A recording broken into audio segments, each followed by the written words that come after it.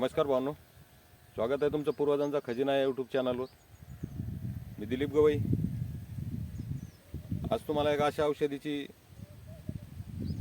माहिती देणार आहे की जे तुमचे दात दुखत असतील, दातदुखी असेल, संपूर्ण दात ठणकायला लागले, म्हणजे थंड पाणी सहन होत नाही, गरमही काही खाल्लं तरी सहन होत नाही, काही खाता पिता येत नाही, अशा वेळेला तुम्हाला एक उपाय जो आहे, एक छोटासा साधा उपाय आहे आणि हा साधा उपाय तुम्हाला या वेदनेतून मुक्तता देऊ शकतो, एवढी तुम्हाला गॅरंटी मी नक्की देतोय।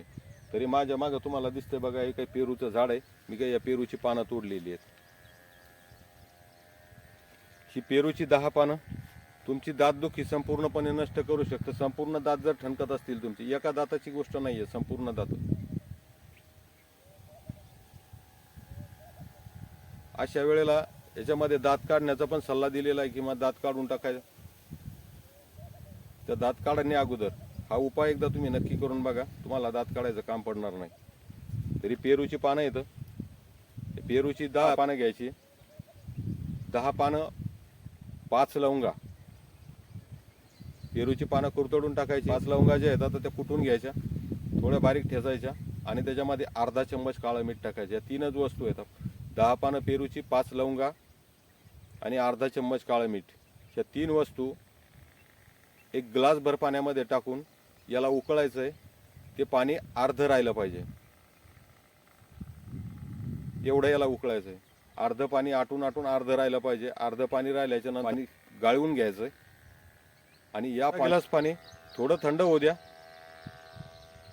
म्हणजे कोमट अवस्थेत असताना या पाण्यानंच गुळण्या करायच्या।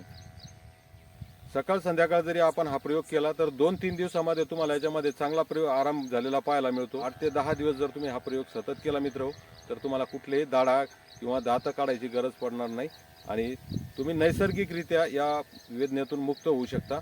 असा हा जबरदस्त इलाज आहे। इलाज छोटासा आहे म्हणून त्याच्याकडे दुर्लक्ष करू नका, पण इलाज जबरदस्त आहे, हमखास एक खात्रीचा आहे। करून बघा, आवडला असेल तर एक लाईक करा, चॅनलवर नवीन असाल तर सबस्क्राईब करा।